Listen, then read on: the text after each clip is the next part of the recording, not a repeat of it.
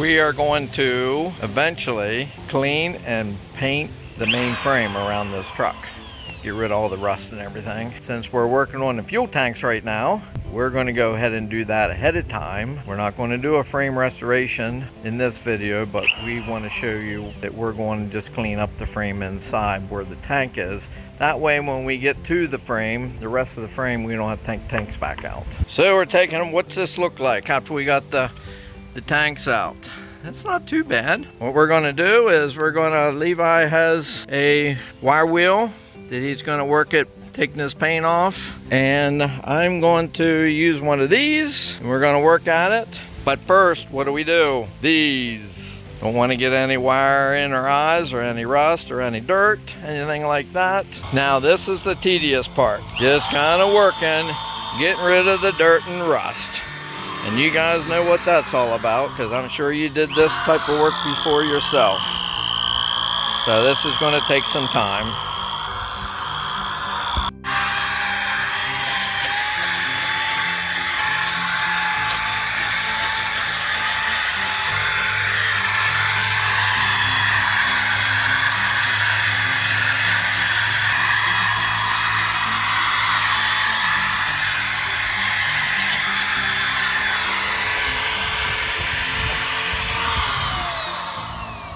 What's it look like? Hey, it looks pretty nice.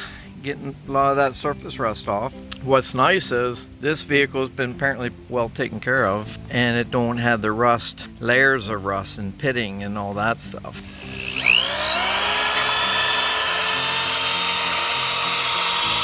Now while Levi's wire brushing off the frame and stuff with his wheel wire brush, whatever you want to call it. Anyhow, I went ahead and got out my pancake air compressor. This is what we're going to use. It's a little Ford cable air compressor with some hoses and my new nozzle I just got. Now we're going to use this to blow the loose stuff away. I'm kind of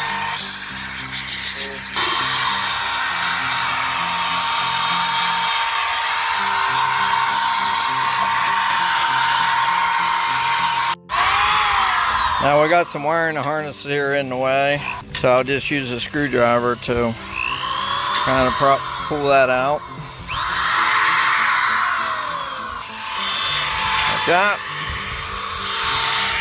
Then we got the ground here to get rid of, so I can get the rest of this out of here and undo them down here.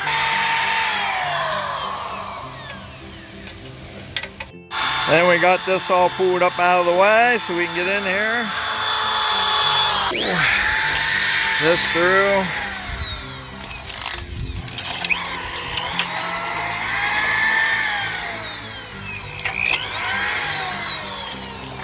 We need to know how to put this back when we're done, won't we?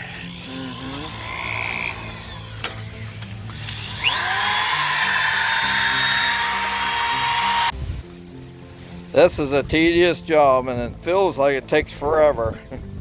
It's not taking forever, but it feels like it's taking forever. You may be asking, same as us, how do we get down in these corners? There, here. We got a solution for that, at least we think. And that's a different type of a wire brush. Hey, that gets in there better, doesn't it, in the corners?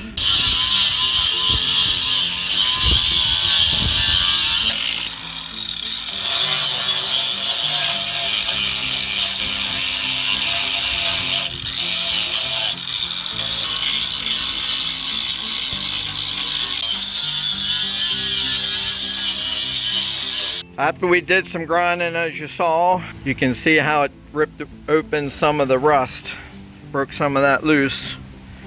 And we take this wire brush, the angle one, and go over it again. And you can see how it cleans that up a little bit more. But the goal is to get as much of that rust out of here as possible. That way you don't trap it in under the finish you put on. Okay, now we got it all sanded, rust ground away, and you're asking, How are we going to paint when it's 65 degrees out or even 60 degrees today, because it's in a middle to late October in Pennsylvania? You guessed it, one of these. Okay, this might be a little strange to a lot of you, but this worked for me in the past. Pick up one of these at your local store. Might even be able to get it on Amazon. I haven't checked, but I've had this for a while. I'll put a link below if they're available on Amazon. Let's do an example right here. Take a look at the flame. See how the coloration changes? It's taking the moisture out of the metal. You might be asking why do that? Well, when it's not quite up to temperature, there's still moisture in the metal, and when you go to paint or any type of finish, you don't want that moisture in between the layer of paint or whatever the coating you're going to put on yours and the iron or the steel, because if it gets trapped in there, then that's how rust gets started. Now I know it takes air to create rust, but I'm here to tell you, you'll wish you would have painted when it's really warm out or took care of that moisture in the meantime. Now we got done heating up the metal. You see how that works with drawing the moisture out of the metal, especially whenever it's this temperature. Get yourself some Rust-Oleum primer. I got some automotive primer here, so we're gonna put some primer on this. Is how we're gonna do ours, at least in this area anyway. So I'm just gonna go ahead and put a light coat of primer on this.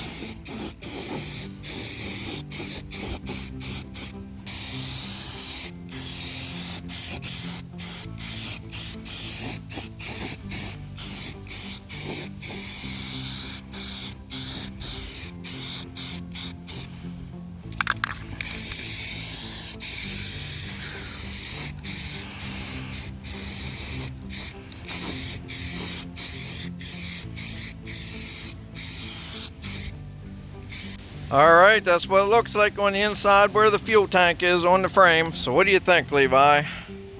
Makes this truck look a lot nicer. Makes it look a lot nicer, doesn't it? Just imagine what the rest of this is going to look like someday. It's going to be tough getting in behind all that wires and hoses and all that stuff. So we got to figure out how to work through that. So what's next? The fuel tanks. The fuel tanks are laying over there. That's going to be for another day because we're out of time. Thanks for watching. Give us a thumbs up on the way out if you haven't on the way in. And we'll be back with the next one.